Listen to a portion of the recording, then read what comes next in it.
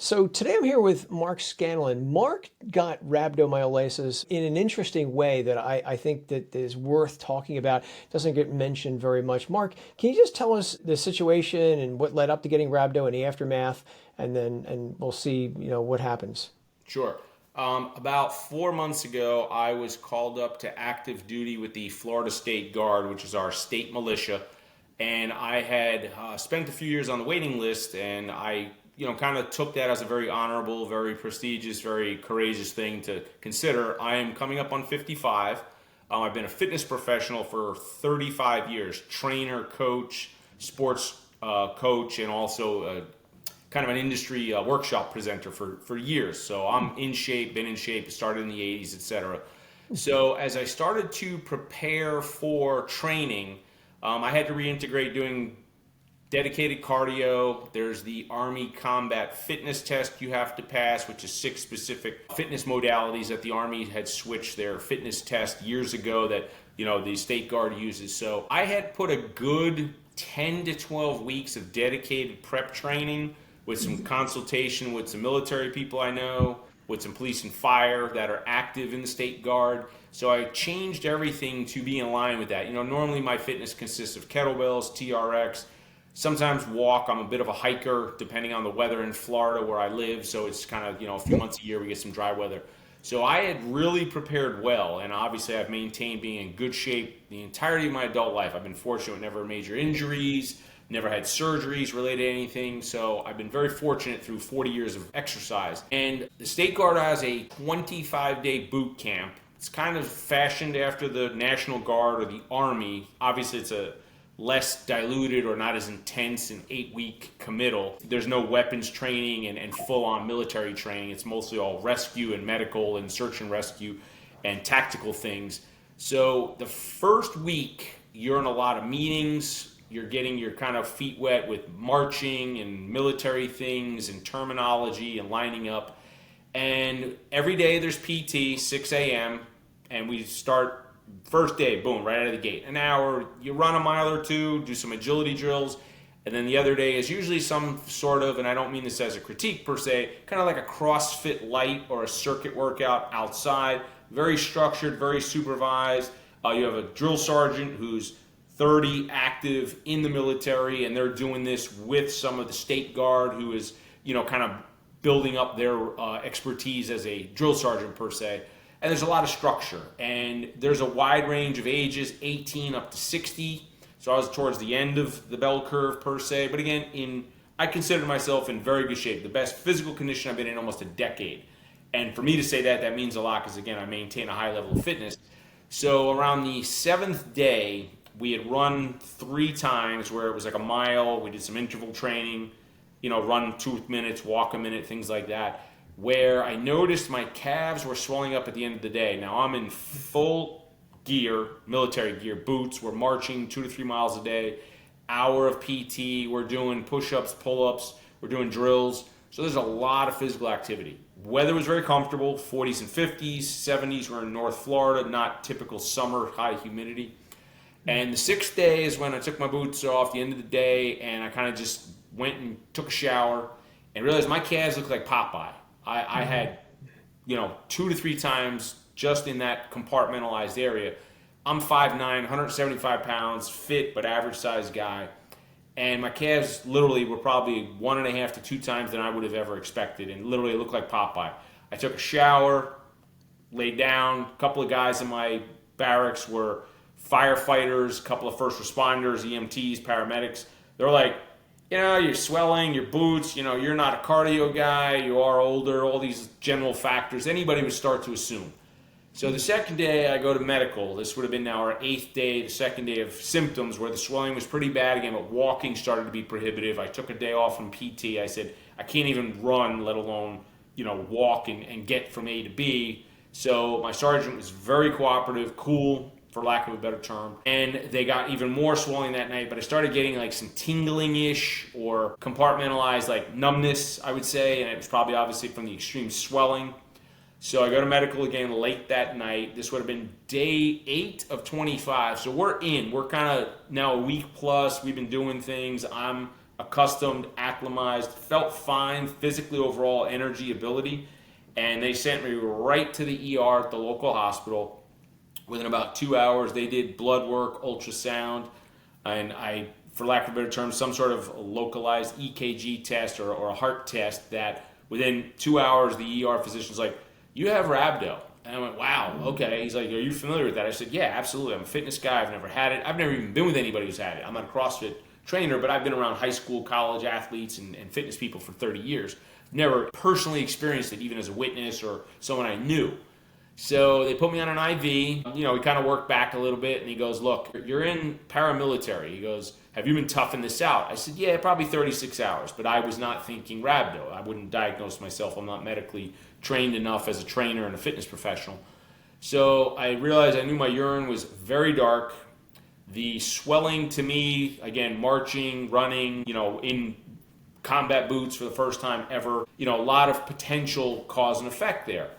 And the guy said, "Well, we can keep you overnight, or we can just send you back to the base." He goes, "But you are 3 to 5 days minimum on bed rest." I said, "Well, I feel fine physically." Again, I said, "If you need to keep me overnight, what are you going to do?" He goes, "Well, it's just to keep an eye on you." I said, "I can do that at the base. There's a doctor literally 2 barracks over from me. I got to be with my guys. I got duty. I'm kind of committed to the cause." And this was beyond important to me because at this point, my age and where I am in my career, I'm like, this is one of those last opportunities to really commit yourself to something bigger than yourself. I don't do fitness full time anymore. I do sales and consulting. So I've kind of pulled back from that daily activity level with being a trainer and a coach. And the next day, it was worse again. But we knew what we were dealing with. My urine was, the dark brown, the bloody, rusty color, as everyone says.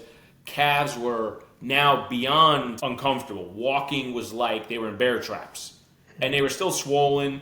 So, I'm laying in my bunk. The doctor says he's going to recommend they discharge me. I understood that as an adult because there was only literally 2 weeks of training left. There was really not much that could be done. I was not going to make a rapid recovery. So after about 4 or 5 hours, a couple of meetings, I said, "Look, I'm 54 years old. I'm a professional. I understand what I'm dealing with. I hate it. I'm still very kind of coming to terms with what happened as far as suddenly losing out on an opportunity I had waited years to get." And, came home and took a couple days to kind of settle in, went and got checked immediately. I have follow-up care. This is through the state of Florida. And again, I've been very fortunate. They've been supportive and given me all the resources necessary to go to urgent care or ERs to get blood work done and follow up, and 800 numbers with a case manager. So I speak highly from a supportive level because I know there's a lot of avenues. Sometimes rhabdo doesn't get the clear kind of understanding it should, or people really don't understand exactly what it is. So, my CK was 2,000 initially. Moderately high, I guess, from some people's interpretation. You hear about the radical 10,000 and up from some other extreme cases. And the D-dimer tests and one other test, I forget, were a little high, but they said your age contributes to that. My urine came back within 3 days, normal. I was very smart. I'm a healthy guy, so I followed that protocol. I was sleeping a lot. I was taking naps. Calves were still just, like I said, that kind of bear trap tight, or kind of almost like pressure tightness. But the pain threshold was 4, 5, 6 on a daily basis.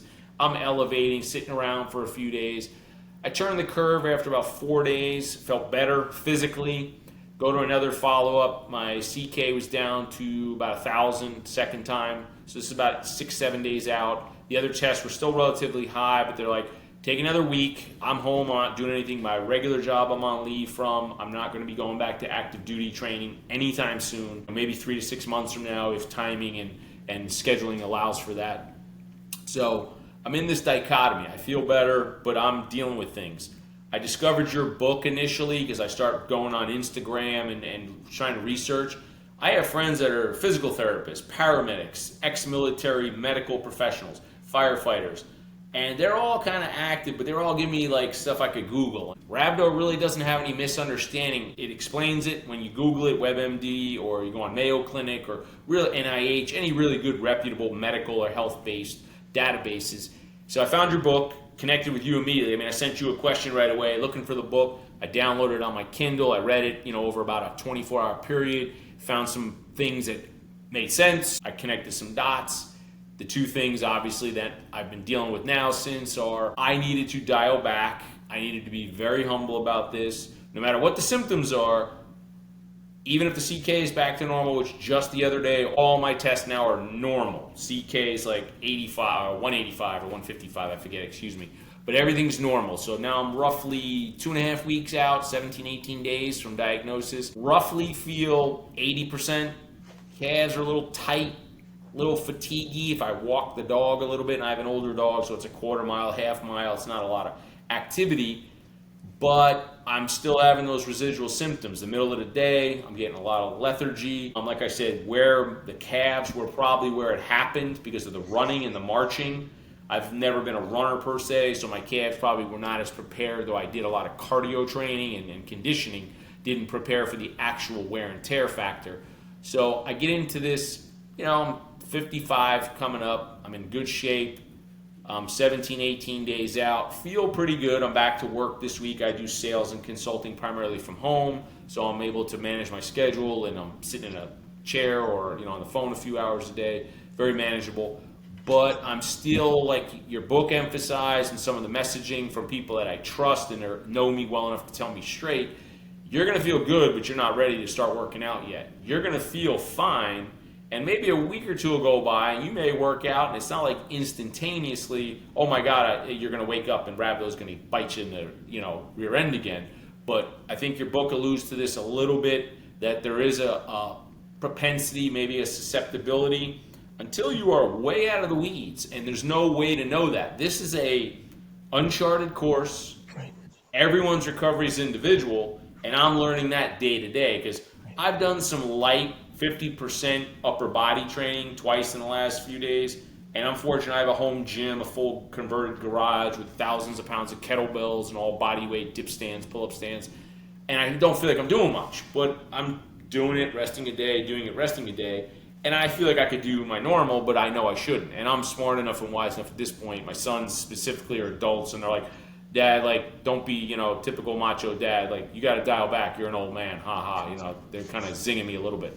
So that's where I'm at right now. The Florida State Guard is this amazing opportunity, but also my health, my career, my ability to just live a normal life now have been, like I mentioned to you when we first connected earlier, that to me it was like cruising down the highway, top down in the convertible, doing 80, highways, Route 66, flat road, nothing, and all of a sudden you get a blowout.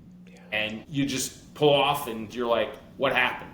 And that's really where I'm at, because the question's like, well, I was in good shape. I mean, really good shape. I've always been.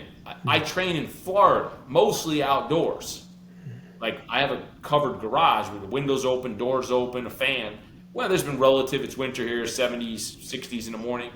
But I'm training outside in moderate temperatures. I hydrate. I'm a super healthy guy. I don't have no vices, no bad habits. And I'm sitting here going, this shouldn't have happened to me, but it did. And then I'm starting to discover, and this is probably where you're going to offer something, insight-wise, which I'm grateful for the opportunity to connect with you, Joe. The people, or the predominance of people that we see that get rhabdo, are usually predominantly in pretty good shape. It's this double-edged sword, like, oh, I'm in good shape, I train hard, I eat right, I take supplements, I'm hydrated, I'm doing all the things that you're supposed to do from just a constant reminder standpoint, daily basis, the little things. But it's, we hear about the CrossFit, the most recent, one of the universities had a Navy SEAL or a military person take I think a lacrosse or football team, I forget, through, and it, gains headlines. The extreme marathon runners, we would all suspect that. The CrossFit market, when they do the Murph and all these amazing things for the right reasons, they push themselves to the, probably the thing I've learned the most is there's no such thing as 100%. Nobody can train 100%. If you can train 80%, you're working hard. If you get to 90, you're training elite. It's when you literally get to your threshold and exceed it, which could be 110%, the old kind of rah-rah stuff. But I'm in good shape, and I always know how to gauge my perceived level of exertion. I don't monitor my heart rate a lot, but I know how to check my pulse for recovery, what my target heart zone is, and all those sorts of things. And it just has been this baffling enigma for close to 3 weeks now, where, as I mentioned, your book touches on it and gives you some real kind of basic, everything happens and it's unpredictable. There's no prep you can do. Being in great shape didn't save me. being hydrated, being mentally tough, being an ex-high school college athlete, a competitive trainer where I taught trainers for decades, teaching kettlebells, TRX, and functional training. None of that prevented this. So for me, it's that humbling part, but also my age probably played a little bit into it, but it doesn't make you susceptible. It just means my body's a little more, worn out, recovery takes longer, etc. So that's kind of where I am. I'm, like I said, feel okay, pretty good.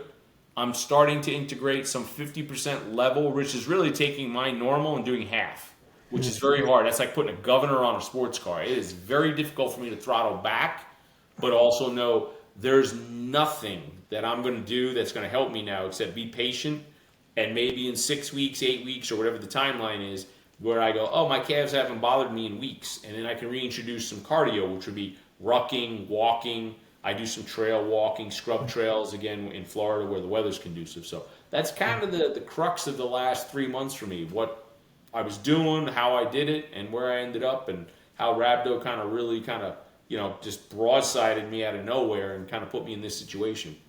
Yeah, rhabdo, it's a perplexing and, as I often say, fascinating phenomenon. It takes no prisoners. Men, women, children, fit and unfit have gotten this disorder. One thing I would say is, again, this would come as quite a blow to fitness people. And I've met many fitness people over the years. They just feel like beat down. They're like, how did this happen to Yes, me?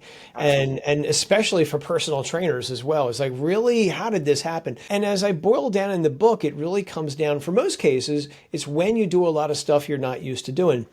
You're a kettlebell guy, you're not doing a lot of cardio, and they threw you into this activity that you had not done previously. And that's my guess that that's what triggered it. You weren't used to, you were maybe rucking and stuff like that, but not to the extent that you were doing day after day after day, combined with all the other things. Absolutely. When we do what we're not used to doing, our bodies work harder at it. Our need for energy, ATP energy, is greater than our ability to make it. And it causes a cascade of effects, things that happen in the body, which causes our cell membranes to break down, and it triggers rhabdo. It gets complicated. I went through some of the complexities in the book, but it's a complicated phenomenon.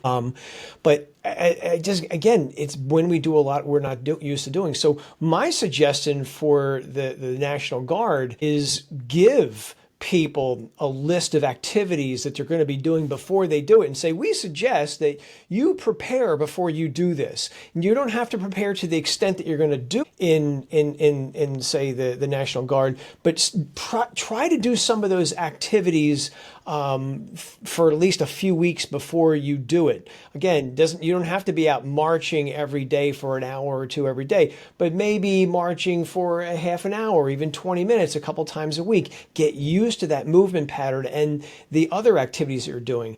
That, I think, would reduce the risk. Would it eliminate it completely? Maybe not, because the intensity is still going to be greater, but preparing for that, I think, is something that's worth taking a look at. I see the same thing in people who do indoor cycling classes. There have been multiple cases over the last, since I think 2010 was the very first case I've ever heard of. People taking their very first indoor cycling class. They've never ridden a bike before or hadn't ridden it in 20 years, and all of a sudden they're going to do a 45-minute, intense cycling class. Sure. So I would say, before people are going to take a cycling class, again, ride a bike, a stationary bike, for, a couple times a week for like 15 minutes at a time. Then maybe do your class, and maybe do half the class. Walk out of the class before they do it. And again, you can't do that with National Guard. You say, I've had it. I'm going to go take a shower. It's a very different environment there. But I think that's really what the common denominator is of most of the cases I see over the years. I'm surprised that the people you were in the National Guard with, they didn't see your calves and didn't say, hey, that's a little unusual. The medics, the firemen in particular, because firemen I would imagine, should know about rhabdo, because it happens in firemen in their training. Yeah, Sometimes. and with some burn victims and things. I will say, like I said, the first day that I noticed the swelling, and it's not anything other than my own ego, I kind of just dealt with it in a sense of like, I chalked it up initially. So yeah, like you said, the second day when I literally looked like Popeye, I just kind of went down that pecking order, like the guys in my barracks. And again, we're all kind of volunteer, because, and I don't mean this in a corrective statement, it's this Florida State Guard, it's not National Guard. it's not full on, it's volunteer. So we're there like it's weekend duty and 3 weeks of boot camp, which is, a very modified version of what a traditional and things like that. And you're correct, because the opportunity to know what you're dealing with, I think for me, like I said, I prepped and trained pretty well. And I did a fair amount of step mill training, the kind of escalator at the gym, where I was doing 70 to 80 flights of stairs 3 days a week in 25 to 30 minutes, trying to be kind of in a sprinter or dorsiflexion, all that fancy training terms. I was on the balls of my feet, figuring that's how I kind of used to run when I ran in the 80s, 90s, when I was in my 20s and high school, college years. And I found for me, like you mentioned, the preparation was pretty good, but it wasn't very activity specific. And I think that, like you said, running inherently is wear and tear, it's pounding. Yeah. Though the rhabdo triggered in my calves per se, my calves have always been an issue. I haven't been active in a sport for 30 years, since my early 20s. But in high school, college, even just some general recreational stuff, flag football, I'm still in my 20s, the calves would always be the thing that would kind of tweak a little bit, let's say, a potential strain, but nothing beyond like a low level grade 1 that we would be diagnosed now. No visible tear, no black and blue, etc. That gets long term. And I kind of kept that in the back of my head that first week, where if I can get through like a week of running and just feel like I'm doing it, and then all of a sudden that wear and tear factor goes off, and then that second week where I just run 2 miles and go, oh, this wasn't that hard. It took me 30 minutes, but I did it. Right. Because the timing of the testing is really just a barometer. Because the funny thing is, with the Army Combat Fitness Test, there's 6 things. Like, for instance, the deadlift is 3 reps with a very moderate weight. I believe it was like 160 pounds for my age group. I'm fortunate, I'm still very strong. I could do 350 pounds. And it's with a hex bar. So I'm sitting there going, oh, if I get the base minimum on the 2-mile run, which was about 23 minutes, then I can go deadlift 300 pounds in my sleep 3 times and get 100 points. So I'm sitting here, like I said, just as I started to think, are my calves betraying me? Do I have something going on? Like you said, the swelling was where it was like the second day needed to be addressed. And I was very blatantly dealt with, like, you're in shape, but this is rhabdo, and you're going to really run the risk of long-term potential damage if you don't deal with this right now, which I had no choice at that point. Once it was just, diagnosed, I was kind of left in that lurch. So, your point about that very matriculated approach to the exact activity you're preparing for is really where I probably failed myself a little bit, and that's an excellent way to kind of rehash that, whether I'm going to go back in at full speed or not at some point this year. I mean, I'll evaluate that as I get back to full strength, but it's a very good consideration to put into that process. You're in good company. A lot of people don't do that. So again, rhabdo is something that most people still don't know about. They've never heard of it before, or if they have heard it, they know myths and know a little bit and stuff like that. But I'm curious, when you were on base, was your urine changing color then too? Just the same timeline as the swelling. When you're in classes and training, your time is limited, and I'm kind of like I can drive 6 hours and not have to stop, and I guess I'm a camel to a certain extent. It wasn't until literally that evening when literally everything decompartmentalizes. You come out of full fatigues and boots, and you can kind of get into some PT gear to go shower, change after dinner, kind of straighten up your area a little bit, prepare for the next day. And that's where I noticed everything all at once. I wouldn't say my urine was like really dark, even like dark yellow, anything more than if I had gone all day active, but I had hydrated. We had CamelBaks all day. CamelBak is like a water hiking thing where you have, I think it holds up to a gallon or a gallon and a half, I forget. And they're on you all day. And drink water. Even in classrooms, every hour you're getting a 5 or 10 minute break, and it's to get up, move around, go to the bathroom, go outside, whatever, just to break the lethargy and mental acuity. So, all those considerations were there. To me, like I said, it was like this cruising down the highway, the calves the one night, but then the next day, 24 hours later, everything just blew out all at once. My urine was dark brown. My calves were causing me physical discomfort more than the swelling. And I knew there was something wrong because I was things were accelerating rapidly. The swelling was what it was, but it was, like I said, almost like, some people told me the swelling may have been just compressing nerves, which was causing some of that kind of tingling or burning type of sensation, obviously. But the pressure and the tightness, there's all these factors that potentiators until you're diagnosed. So it was kind of like, for me, this all clustered up in one blowout kind of situation within 24 hours. Yeah. And you were wearing a CamelBak for the whole time. And I want to circle back and mention that to people. That is, you were well hydrated. Yeah. So that this is more proof that hydration does not prevent rhabdo from occurring. No, And I this agree with that 100%. this is something that's so prevalent in the fitness world. I hear it all the time, but I drink water, water, water. Water doesn't stop muscle fiber destruction. And that's what rhabdo is. And that's something, again, the fitness industry, for whatever reason, hasn't picked up on it. And so I'm glad you mentioned, I'm sorry it happened, but I'm glad you No, no, I mentioned it. understand. Yeah, it's an unfortunate thing. When you're working out now, what I would suggest, and I'm more conservative than most people when it comes to this, because I've seen what happens when people delve back into exercise after getting rhabdo.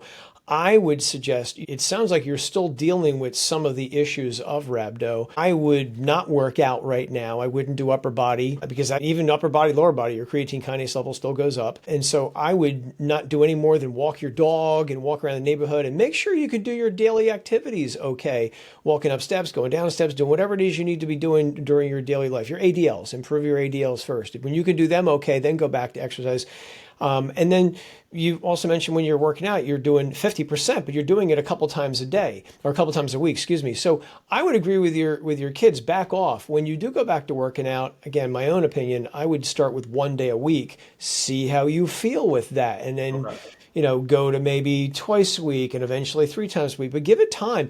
The cool thing about the body, and you know this, we don't atrophy overnight. The body does not atrophy overnight. It takes for most people about 2 to 3 weeks before you would notice some atrophying going on. Just general activities not working out. But so it doesn't happen overnight. But since rhabdo is a special case, and I want to make sure you don't accidentally trigger it again by doing too much. That's why I'm suggesting, I usually suggest 1 to 2 months off just to make sure that. Absolutely. No, listen, it's a good. I think, like you said, it's, from experience, you're doing research, you're highly educated, you're active in the industry as a presenter, a teacher, a lecturer, educator, researcher.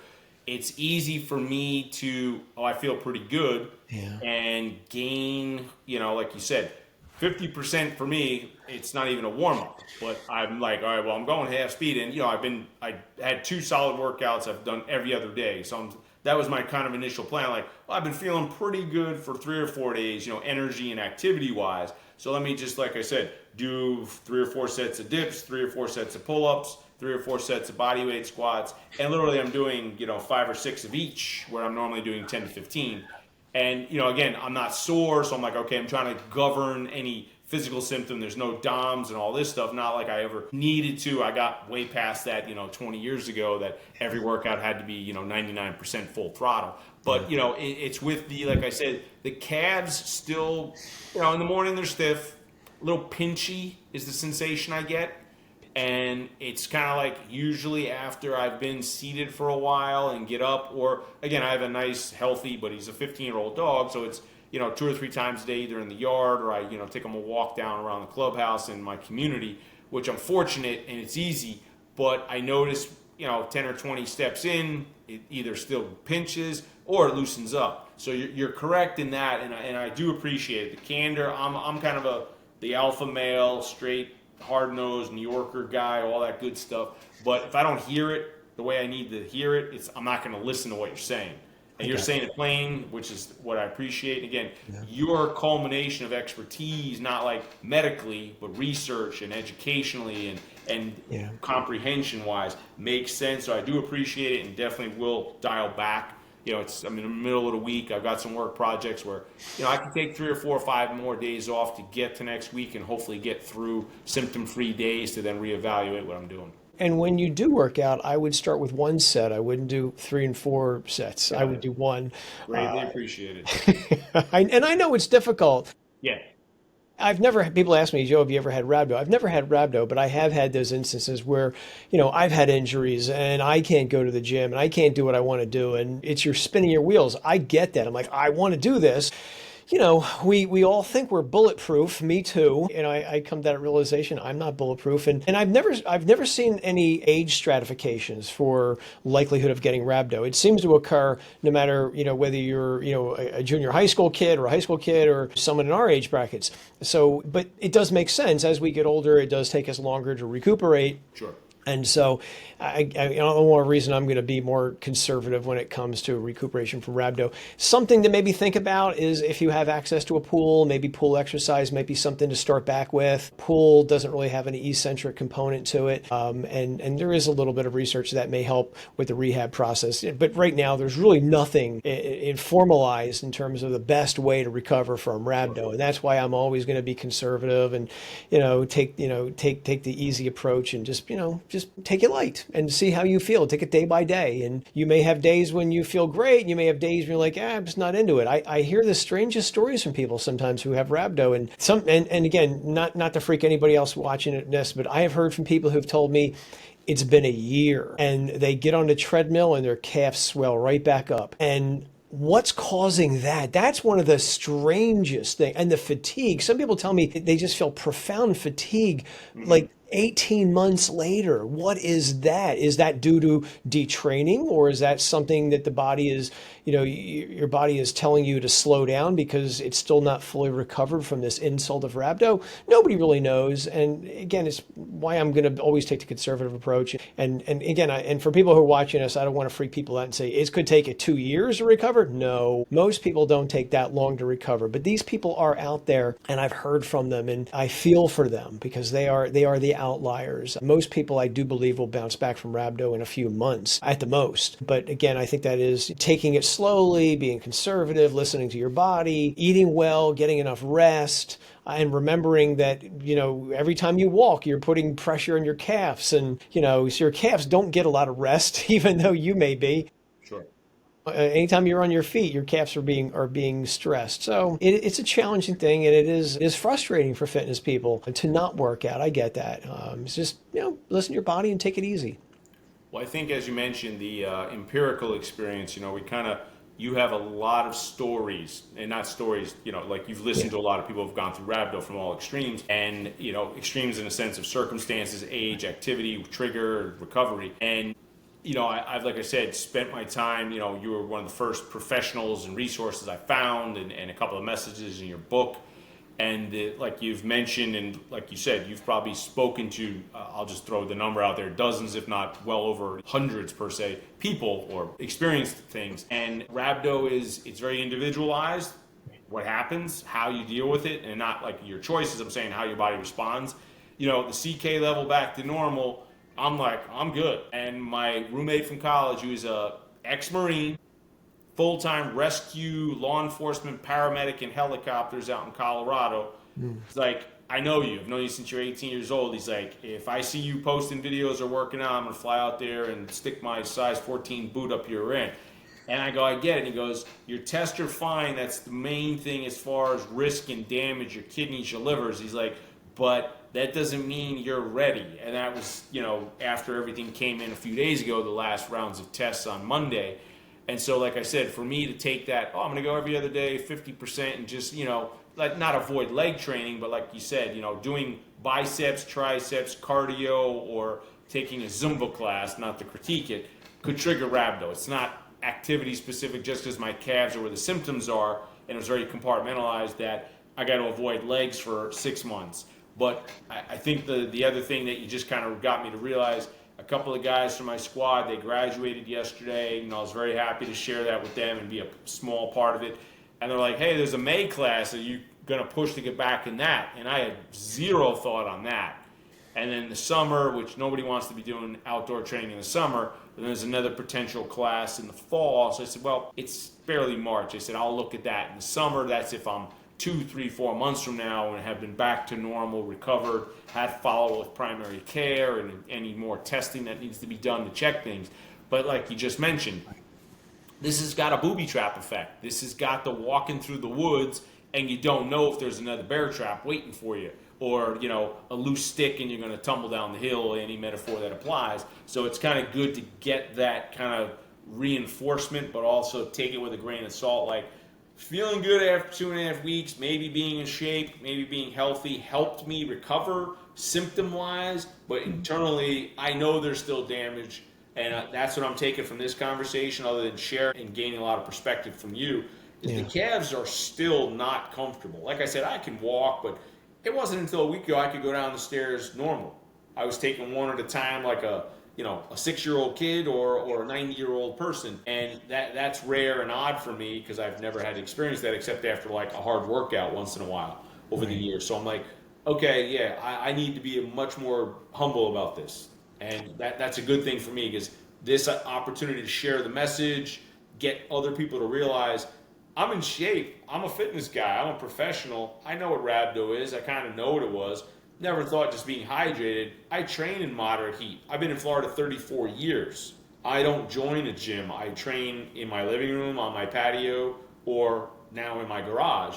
So I'm training the few months a year we have 50-degree weather, the few mornings a year where it's 75, and then the rest of the year, 6 or 7 months, it's 80 at sunrise.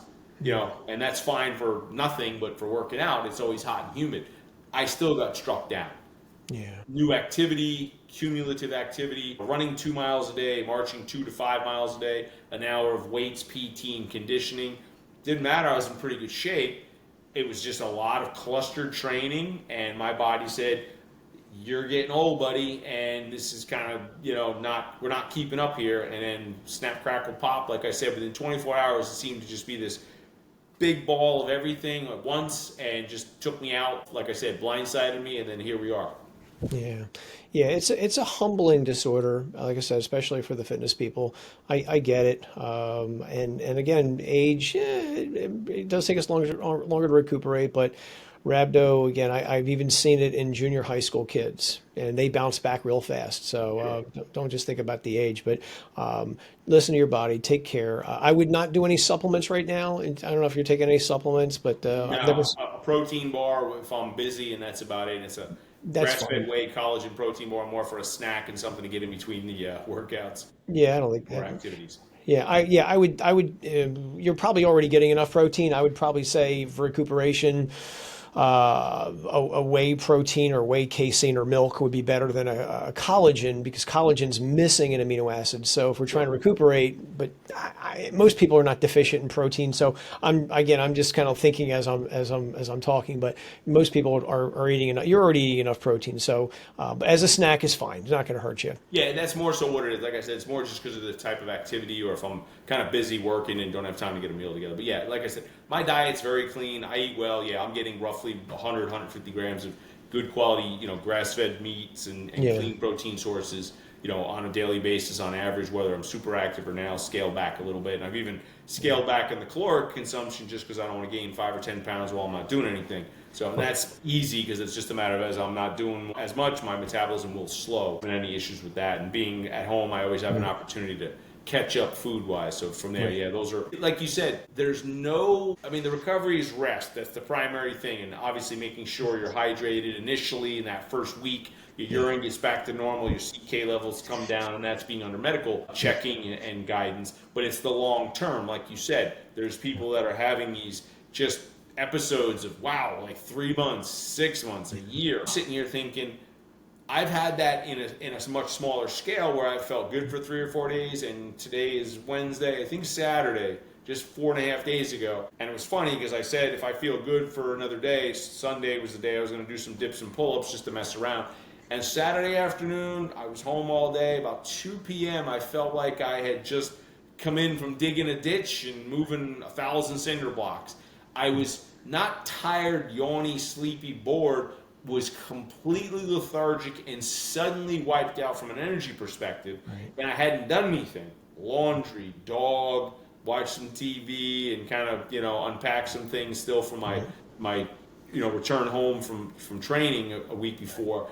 Yeah. And it was then when I, slept 2.5 hours. That's a big nap. I don't nap like that usually. I usually do the old power nap. So you're kind of getting me to realize I need to expand these periods of, like I said, after today, I'm going to take a good another week to 10 days of, I mean, working is, like I said, I'm on my phone, I do Teams calls, video calls, I travel a little bit locally, but that's more at my schedule and decisions. So if I drive somewhere 20 miles or 100 miles, it's not every day. So I have that fortunate control factor. Sure. But, I need that a minimum of another week to 10 days just to make sure, like, okay, I've been probably steady, feeling pretty good for that period of time. And then like you said, at some point, not necessarily in a week or two, just kind of consider, all right, I've had a few good weeks here. Let's throw a workout in and then give it, 4, 5, 6 days and then repeat it again. And then, get back to normal that way. So I am going to recalibrate how I'm doing this, because you're right. One setback means square one again. And this is not a square one I ever want to experience again. No, I get it. And realize you're still getting your CK levels checked, aren't you? It sounds Yeah. like. Oh yeah. No, I have follow-up every 7 days. Right. So your workouts, if you do them now, they could result, if you do them too close to your blood test, could result in an increase in CK. So your doctors may be saying, hey, what's up? So you might want to tell your doctors that you worked out. If you're going to do this, and I wouldn't recommend it, I wouldn't work out at all right now, but I would not work out close to your blood tests, because it's going to register. And your doctor's gonna be like, why is your CK going up? And, they may not be thinking, hey, this guy's working out. So just take that into consideration. That's why I was absolutely. Like I said, these are my periods of progression, let's say. I'm going to stagger and lengthen them out considerably instantly from this, because like I said, your empirical ability to bring experience, research, and collaborative data collection, that's about as good as anybody can hope for right now. So for me, this is a learning process, but also to have someone who can give me guidance from a general perspective, and it's appreciated, but it's also, like I said, it saturates fast, because my goal is to think in 3 to 6 months, if I'm doing really well, to consider something I want to do. And to see if I can do it now is not going to help me at all. It's going to one, prevent me from doing that, which means I'll never get my full commission, which, it's not a do or die career thing, but at this point, it's kind of the last hoorah at this point. It's something I wanted to achieve, serve my state and be part of the community and volunteer and be part of that, level of an organization. I'm not a veteran or law enforcement or a first responder from any career aspect, but, I come from a family of World War II and Vietnam. And like, for me, it was just this legacy thing where I'm like, I've got a chance to just be a little bit on their level, just from a achievement standpoint. And I was like, okay, but I'm never going to have that opportunity if I don't take this slower approach. And I don't rush to go back, because I can go into training class at any point this year. There's 3 more. I could even go next year. There's 2 or 3 classes a year. So this for me needs to be considered on that, like you said, 3, 6, 9 month approach versus 3 weeks. I'm feeling pretty good. Let's get back to normal. So duly noted will be implemented immediately as of today. Time's on your side. You can go back and do this in 6 months. Sure. So, and I would imagine that if you did go back and say 6 months or so, Rhabdo would probably not happen again. My guess is it wouldn't. So, take that, for what it is. But I think that you would probably be okay the next time. But yeah, slowly readdress the situation in maybe 6 months and do it again if you really want to. And I think it's a great thing to do. I think, to sub your state, I think it's a wonderful thing. Thank you. So yeah, do you have any thoughts or anything you want to say to people out there who are maybe thinking about working out, or who are fitness trainers, and what they should be aware of? Do you have any words of wisdom for them? I would tell you, I can put a couple of things that are important. I mean this from a non-paid sponsorship. Your book should be purchased more. I don't know how many you've sold, and I'm sure it wasn't a business opportunity, in the sense you write a book to sell 1 million copies and have a movie made, the cliche of some writers. I highly recommend your book, because I was a full-time fitness professional trainer. Yeah. And for half my career, it was high school, college athletes, then the other half was active seniors, where it just was a much more beneficial career move. And not that they're not susceptible, but still the activity level. So I think research, education, the fitness industry, there's 5,000 certifications, there's 500 ways to do an exercise, there's 500 theories on the best way to do an exercise, et cetera, et cetera. Everybody's right, everybody's wrong. I think you kind of follow the simple Bruce Lee model, absorb what's useful, discard the rest. Right. Rhabdo is something, no matter where you are, like you said, there are, junior high kids. They snap back fast because they're young and have their rubber bands. Their bodies are built to recover fast, and that's great to be young. But there's no predictability. There's no preventative measure. There's no supplement. I use creatine monohydrate. I have since the 90s. I had stopped before training because I knew I wasn't going to be able to maintain a supplement regimen, didn't really have any storage space. So I kind of made a decision from an economic space, time, and activity level. So I had not used creatine, not that that contributes to it. I mean, creatine's the most researched thing, other than maybe caffeine in the world, that people use for workout aids. But, magnesium is the most popular supplement in the world, and magnesium is a huge component with muscle function, nerve function, etc. I don't think that helps prevent. I don't think it helps while you're doing anything. Obviously, we get magnesium from certain foods. So I think, like you said, it's get your diet right, get your habits cleaned up. If you have bad habits, good habits, smoker, drinker, or junk food eater, everyone's entitled to what they do, but I think it's getting that much more cleaner approach to things, but also giving it time for your body. It takes 30 days for bad habits to go away or good habits to stick, and that's another approach people have to have. I think the other most important thing I learned from this is, like you mentioned, my primary strength conditioning or fitness modality is kettlebell training. Well, kettlebell training can apply to anything: strength, power, core, functional, whatever term applies. I was doing dedicated cardio, like I said, a type of foot placement to mimic running, climbing stairs, which I thought would give me a condensed version of that, but I didn't jog. And jogging is probably what, if I'm going to do this again, once I'm fully healthy, work with somebody, a running coach or a trainer that I know, start to build up, hey, I ran a lap today, I ran 2 laps this week. As simple as it may be, and not even a workout at a certain level. There has to be an integrative approach. I think people don't have a plan and don't do workouts, like you said, the jump without a parachute kind of thing. If you haven't done a spin class before, It's great to take it. But even if you think you're in shape because you go to the gym 6 days a week and do arms and chest and walk on the treadmill and do crunches, after work crowd workout for most guys, it does not prepare you for brand new high level intense activity. So be wiser, be smarter, take a step-by-step approach. Those are the things I've learned rapidly, but also had to digest like a big dinosaur bone, because I was pretty prepared and I kind of know what I'm doing, and I'm fortunate to have experience, expertise, and resources. It didn't make a difference, and that is what I've had to deal with. But also, I was doing something that was way outside my norm, was doing a lot of things, and it put me in a position after 7 or 8 days where my body said, you're done, and I missed opportunity to achieve something, but more so my health became extremely risky.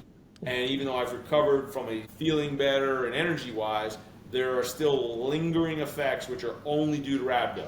And that's what I've gained in an hour with you today. Like, I still have rhabdo. Like, I have to consider that almost like I just use the analogy, like an Alcoholics Anonymous or Gamblers Anonymous. It doesn't last forever, but I have a problem. And I need to accept that, and I don't mean to make light of either of those, because those are far more serious and long-term things that people deal with. But to give you a simple analogy, that's how I'm looking at this. Like, I still have rhabdo. Right. My calves are still bothering me, and they're still pinchy, tight, stiff. I never dealt with that before, never. So it's not because of age or not working out for 3 weeks. There's still rhabdo. Where it was most acute is letting you know, you may feel better, you may feel really good, you're still dealing with reproductive, regenerative, or like you said, metabolic issues that even tests are only going to show normal, little high, normal, really high, whatever it is. I'm free and clear for 5 days of tests. That doesn't mean I've recovered completely. I might be 50% recovered, I might be 75%, there's no way to predict that. And that's where I'm at right now. Like, I have a much broader horizon on where I'm at. My plan is way down the road to get to that point. Yeah. And even after you may be symptom free, there may still be things recovering that you're not feeling on, Sure. On a cellular level as well. And again, that's something else that I think we should be thinking about. But again, there's no way to really know that without maybe medical tests or something like that. Even medical tests, I can't even think of one that would probably gauge that. But yeah, I didn't write the book to make $1 million. I just, I think as it was a labor of love, and nobody was talking about it. And I said to myself, how come I didn't learn about this in school? I've got a pretty good background, and it wasn't taught to me. So it was more of, if not me, then who? But yeah, I don't sell millions of copies of that book. Wish I would, but I do send it out, and it is interesting. Not even my own high school called me back. I sent them a book after some recent events in high schools around the country. They didn't even call me back, and I'm only 20 minutes away. But yeah, and there'll never be a movie made about my book. But if they do, I'd like George Clooney to play me. I don't think that'll happen. Well, I can tell you this, Joe.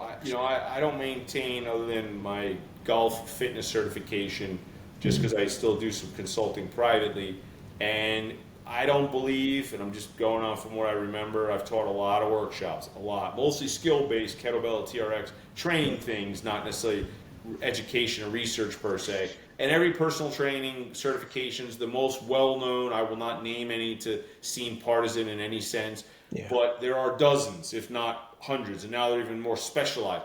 Getting a skill workshop is always good because you're just better at it, whether it's for personal, teaching, coaching, or professional. Kettlebell, Bosu ball, Zumba, yoga, Pilates, whatever the spectrum is. And there's not any mention ever of rhabdo. Now, in training, probably not necessary. You're not going to be like, hey, when you're doing kettlebells and working with people, keep an eye out for potentially causing or triggering or leading somebody into that dangerous area of potential rhabdomyolysis. But with educational platforms, with the 10 or 15 national, international certifications, which are all credible and have a lot of information, and they're, meant to provide that, there's very, very little, if any, mention of rhabdo that I know of. And if it is, it's probably a mention of what it is, not anything about how you get to that point, there is no preventative measures per se, but also the preparatory kind of way to minimize the risk to any degree. So like you said, the educational level on rhabdo is very minimal in the industry. And I just think it's because it's benign to people because they chalk it up to an extreme circumstance. Oh, those college athletes worked out with that Navy SEAL. Oh, it's CrossFit. Oh, it's a marathon runner. Oh, it's the high school. They're in Texas, California, Florida, 90 degrees, the humidity's 85%. Well, it's really unfortunate, but there was no way to prevent it really because they're young and fit, but the circumstances and environment were extreme. Well, I was all prepared, and it still struck me down because I train in heat. I'm in shape. I had a plan. I took 3 months and prepared, did dedicated training to prepare for what I was training for, and still got struck down. And it didn't matter. It is what it is, and you have to accept it. But now, like you said, learn from it, but take your time long term to get back to normal, whatever that is at some point down the road. And I always work on a 3, 6, 9 month, like a macro micro cycle. So I'm still looking at 3 weeks is not 3 months. So I'm looking at maybe by the time I am 55 in May is when I should start to resume, hopefully with 0 hiccups. That's when I should be thinking, if I get to that point, I can be back to normal activity, working out 3 or 4 days a week, having 1 or 2 hard ones, 1 or 2 intermediate levels, and monitoring. And then maybe after that say, okay, I'm gonna start training again to do something in the fall I want to do, which would basically be going back to boot camp with State Guard and going through 3+ weeks of hell to achieve a high level honorable situation if I'm able to. But until I'm there, like I said, there's a few canyons and fields between me and that position, and I'm gonna, like I said, lengthen and slow down my process to make sure I can get across the first one, second one, then to the third one down the road. I think that's a good mental attitude to have about it. I have no doubt that you're going to do well when you do go back to State Guard, and because now you know what to expect, and and you've experienced it, and so I think you'll probably not have any problems next time you go back in. Just take your time and circle around and go back to it in about 6 months or so. I think you'll be fine. Absolutely. Great. Yeah. Mark, I really appreciate your time and your passion talking about all this to people. And I know it's helping people. As I've said for many, many years, education is the very best defense against getting rhabdo. And I know we've moved the needle forward today by talking about it. So I really can't thank you enough. No, listen, it's a great conversation. I've learned as much as I've hopefully shared and gained and give some perspective to the circumstances and environments and and the awareness and all the kind of details that people are maybe not as sharp as they need to be on, whether it's a trainer or just someone who works out or someone new to a situation. So, any way I can help promote and build that knowledge out there and awareness, I'm glad to be a part of it in some small way. And obviously, your book and your messaging and talking to you now has been a tremendous comfort, reevaluation, but also just gives me some continuity to understand to a larger degree, get outside of myself and think of it from a consultative perspective, because that's how I operate professionally. I'm here to provide something to somebody. Let's solve a problem. Let's upgrade an expectation. Let's expand on what they think they're going to get and exceed expectation per se. And that's what I've been able to pull from this. So, reciprocal to you, and I appreciate your time and your insights, and obviously some guidance from there. Definitely works both ways. Thank you very much. Appreciate All right. yourself. Thank you. Have a great day. You too.